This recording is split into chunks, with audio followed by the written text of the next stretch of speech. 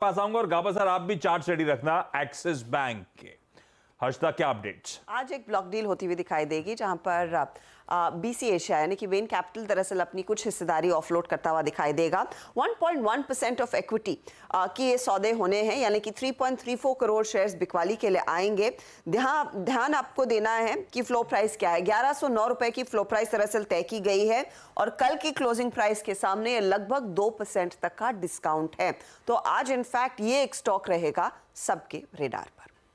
हाँ, इसकी चर्चा हुई थी, बिग स्टॉक्स में हमने डिस्कस भी करा था। सबसे इंपॉर्टेंट होगा ये बेन कैपिटल जो हिस्सेदारी बेच रहा है कौन सी विंडो में ट्रांजैक्ट होता है।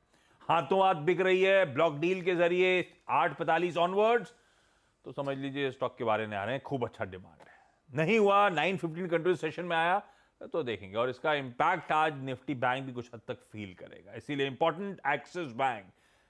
धर्मेश, गजब के मूव्स इस स्टॉक ने डिलीवर करके दे रखे हैं। क्या कर रहे हो आप लोग? 1130 पे अट्रैक्टिव लग रहा है, 2024 के लिए जाते जाते खरीद लूं क्या?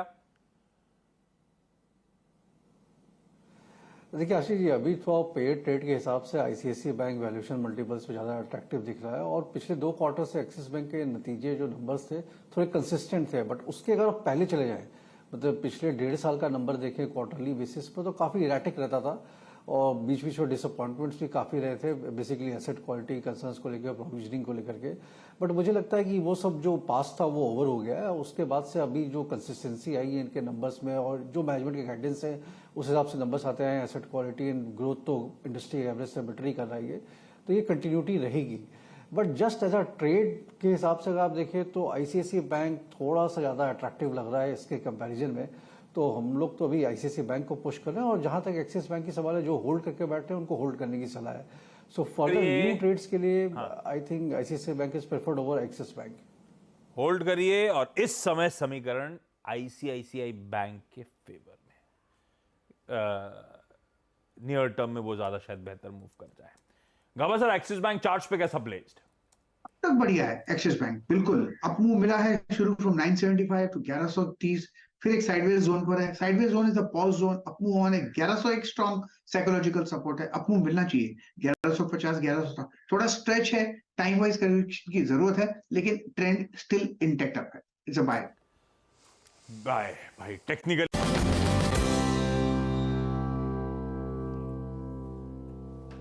आ गए, बैकग्राउंड चेंज हो गया है। Welcome to India, welcome back.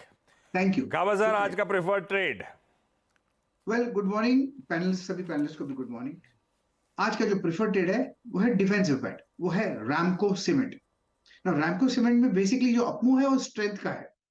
अब करीब 5-6 दिन का एक साइडवेज मूव मिला और कल का जो बार था वो पॉज मोड पर है, तो मतलब अपमूव कायम है।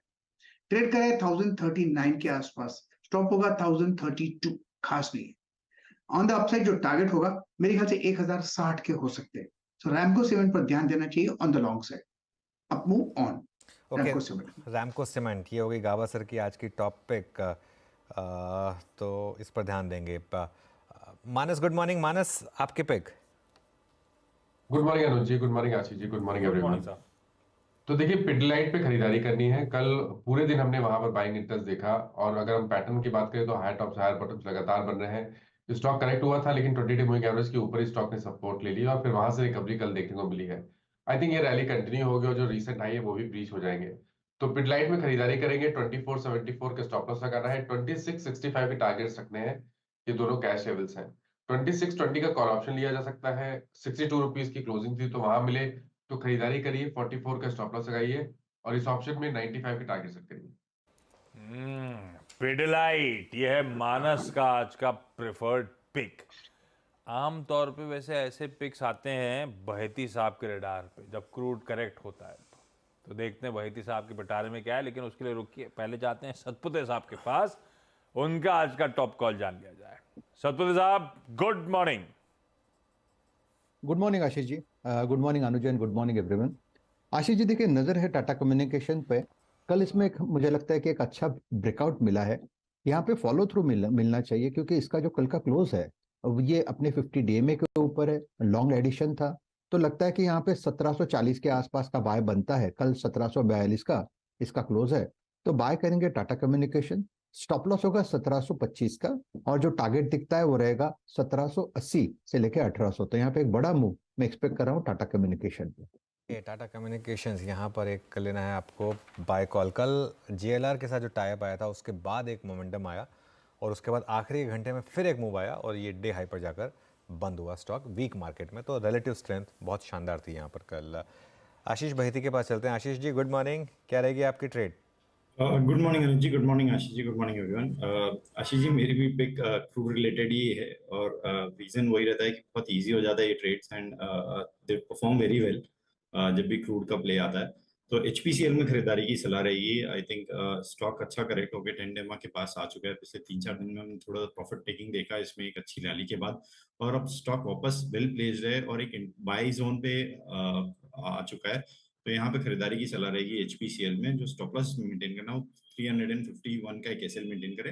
हमें लगता है इसमें 364 एंड 370 तक के टारगेट्स देखने मिल सकते हैं। HPCL आज वो एशियन पेंट कंपनी जैसे अपनी आई थी, सबसे पहले यही आया था या फिर पिडलाइट हो गया इसीलिए HPCL पे गए? जी आशीष जी, जो सभी रडार पे है एशियन पेंट्स और ये सारे ऑल मार्केटिंग कंपनीज। पर सोच के HPCL ही आए थे पहला पिक। जी परफेक्ट। ये लीजिए कच्चे तेल का बढ़िया सा तड़का ऐड हो गया है। पिडलाइट के साथ साथ HPCL में तेजी करने का मन, और चर्चा में आया था कि आज भारतीय बाजारों के लिए सबसे इंटरेस्टिंग क्यों क्रूड का 4% करेक्ट कर जाना ओवरनाइट, और ये सब क्रूड डेरिवेटिव्स का इस्तेमाल करते हैं, फायदा ही फायदा। आप बढ़िया सा एक टेक्नो फंडा पिक लेकर आता हूं। आशीष चतुर्मोहता साहब आपको आपकी स्क्रीन पे रेडी नजर आएंगे। आशीष जी आजकल ईद का चांद टाइप हो गया हो, गुड मॉर्निंग। नहीं आशीष जी क्या लेकर आए हो? Good morning Ashish ji, good morning अनुज। तो देखिए जो 2-3 थीम्स जिन पे हम काफी पॉजिटिव है, एक तो हमने पहले भी डिफेंस की थीम की बात की, वहां हमने भारत डायनामिक्स के ऊपर फोकस रखा, वो अभी भी हमें काफी पसंद है। साथ ही साथ पावर सेगमेंट में हमें बहुत तेजी लगती है, तो उसमें NTPC, SJVN और आइनॉक्स विंड इन स्टॉक्स की पहले भी चर्चा की और अभी भी ट्रेंड यहाँ पे अच्छे लगते हैं। अब एक अगर से नया स्टॉक चुनना होगा तो वो मैन्युफैक्चरिंग केपेक्स रिलेटेड थीम से है और वो है सीमेंस। डिस्क्लोजर के सीमेंस हमारे पोर्टफोलियो में हम ओन करते हैं और हमें काफी पसंद आ रहा है। आप देखेंगे कि स्टॉक का जो कंसोलिडेशन फेज है, पहले तो टेक्निकल में बात करूं तो करीब करीब 5 महीनों से स्टॉक कंसोलिडेट कर रहा है और अब कहीं ना कहीं एक हायर टॉप हायर बॉटम का स्ट्रक्चर यहाँ पर कंसिस्टेंटली बन रहा है। मेरे हिसाब से टेक्निकली 3800 पे बहुत ही अच्छे टेक्निकल सपोर्ट्स यहाँ बन चुके हैं और जिस तरह से medium to long term chart pan out हो रहा है, मुझे लगता है 4200 के टेक्निकली लेवल्स आपको जल्दी इस स्टॉक में देखने को नजर आएंगे और मीडियम टू लॉन्ग टर्म में तो मेरा मानना है कि 4200 के ऊपर भी ये स्टॉक जाता हुआ नजर आएगा। अब अगर से आप इसको थोड़ा सा डेटा देखें तो रेलवे का जो केपेक्स हो रहा है उसका भी बेनिफिशियरी सीमेंस है। मैन्युफैक्चरिंग के अंदर में जो हम ग्रोथ की बात कर रहे हैं या केपेक्स रिलेटेड ग्रोथ की बात कर रहे हैं, उसका भी बहुत ही बड़ा बेनिफिशियरी सीमेंस रहेगा।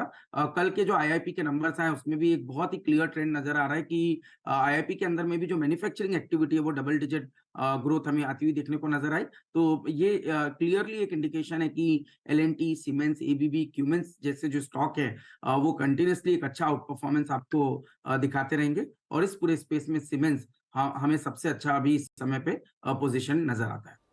ओके ठीक है, तो सीमेंस यहाँ पर आप कर सकते हैं बाय एक। चलिए अब धर्मेश कांत को भी जोड़ लेते हैं हमारे साथ। धर्मेश जी गुड मॉर्निंग, क्या रहेगा आपके रेडार पर? Good morning Anuj. I think कल पब्लिक सेक्टर बैंक्स में काफ़ी अच्छा पिछले 2-3 दिनों में मूवमेंट था और मुझे लगता है कि यहीं पर तेज़ी करनी चाहिए। अगर थोड़ा वीकनेस मिलता है गिरावट में, जैसे कल थोड़ा सा इन्फ्लेशन डेटा बढ़ के आया था, तो वहाँ पे एक गुड अपॉर्चुनिटी टू बाई है। और इसमें हालांकि small and mid cap segment में काफ़ी चले थे, बट मेरा पिक कैनरा बैंक पर रहेगा। नंबर्स काफ़ी अच्छे थे, Q2 के आने वाले समय में जो नंबर्स आने वाले हैं वो भी काफ़ी अच्छे होने वाले हैं इसके।